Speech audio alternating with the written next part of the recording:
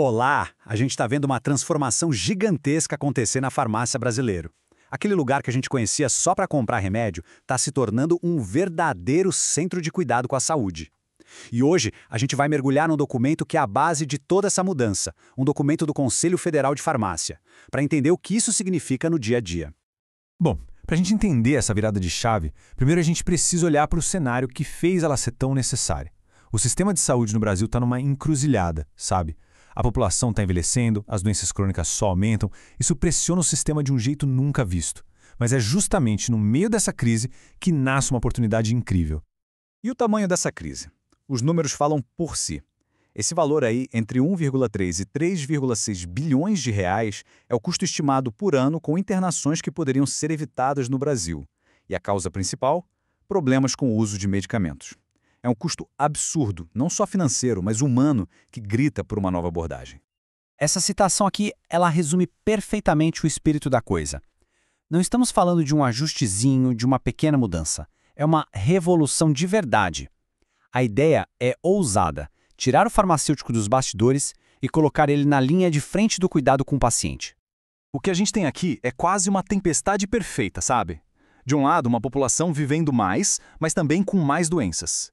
Do outro, um profissional de saúde super capacitado, o farmacêutico, que muitas vezes era subutilizado. Essa combinação acabou criando um buraco no sistema de saúde que precisava de uma solução urgente. E a resposta para essa crise toda veio na forma de uma nova filosofia, uma que redefine completamente o que é a prática farmacêutica, mudando o foco do produto, que é o medicamento, para a pessoa, que é o paciente. O nome dessa nova abordagem é farmácia clínica, e a definição dela é a chave de tudo. É a ciência e a prática de usar medicamentos de forma racional. O objetivo final vai muito além de só entregar uma caixinha. É otimizar o tratamento, promover a saúde e, de forma ativa, prevenir doenças. E o modelo que coloca a farmácia clínica para funcionar na vida real é o cuidado farmacêutico. A ideia aqui é olhar para o paciente como um todo, atender todas as suas necessidades de saúde, e não só as que têm a ver com o remédio. É uma visão completa, focada na pessoa. E esse cuidado não é algo aleatório, tá? Ele segue um processo bem definido, um passo a passo. Tudo começa com o acolhimento, que é ouvir o paciente de verdade. Depois, vem a identificação das necessidades dele. A partir daí, é criado um plano de cuidado, junto com o paciente. E, por fim, a avaliação contínua, para ter certeza que os resultados estão aparecendo. Certo, mas como é que essa filosofia toda vira algo real no dia a dia? Ela dá origem a serviços concretos que transformam a farmácia num verdadeiro ponto de cuidado, impactando diretamente a vida das pessoas. A conexão aqui é muito direta e poderosa. Pensem assim: para cada necessidade que um paciente tem, seja descobrir uma doença mais cedo ou garantir que o tratamento está certo, existe um serviço farmacêutico feito para atender. É o caso, por exemplo, do rastreamento em saúde e da revisão da farmacoterapia. Pensem só nas possibilidades que isso abre.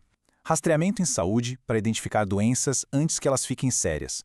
Revisão da farmacoterapia para garantir que todos os remédios que a pessoa toma estão conversando bem. Conciliação de medicamentos para evitar aqueles erros perigosos quando um paciente sai do hospital. São ferramentas muito potentes para a saúde. Claro que uma transformação desse tamanho não aconteceu do nada, né? Ela foi possível graças a marcos legais super importantes. Em 2013, resoluções do CFF regulamentaram as atribuições clínicas e a prescrição farmacêutica. E em 2014, a Lei 13.021 mudou o jogo, reconhecendo a farmácia oficialmente como um estabelecimento de saúde. Tudo isso soa muito bem no papel, né? Mas a pergunta que não quer calar é: funciona mesmo na prática? A resposta, e os dados mostram isso, é um grande e sonoro sim. Vamos dar uma olhada nos resultados que comprovam o impacto dessa revolução.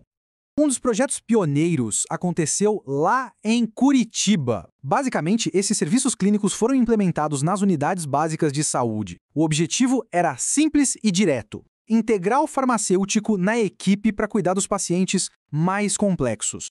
A análise inicial desse projeto em Curitiba se concentrou em 566 pacientes. E olha, não era um grupo simples não, hein?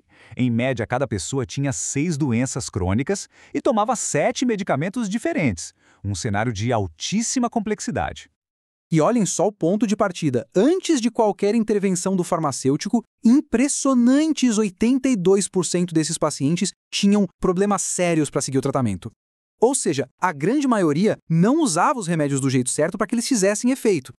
E é aqui que a gente vê a virada de chave em números. Depois que o farmacêutico entrou em cena, os resultados foram notáveis.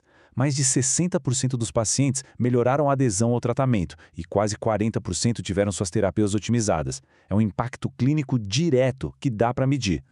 E para ninguém achar que Curitiba foi um caso isolado, um projeto na Unimed de Belo Horizonte reforça esses resultados. Lá, os farmacêuticos identificaram mais de 2.500 problemas relacionados a medicamentos e conseguiram resolver 65% deles trabalhando junto com os médicos e os pacientes. O que todos esses dados mostram, no fim das contas? Eles apontam para uma mesma direção. Essa mudança no papel do farmacêutico não é só o futuro da farmácia. É uma peça fundamental para o futuro de todo o sistema de saúde brasileiro.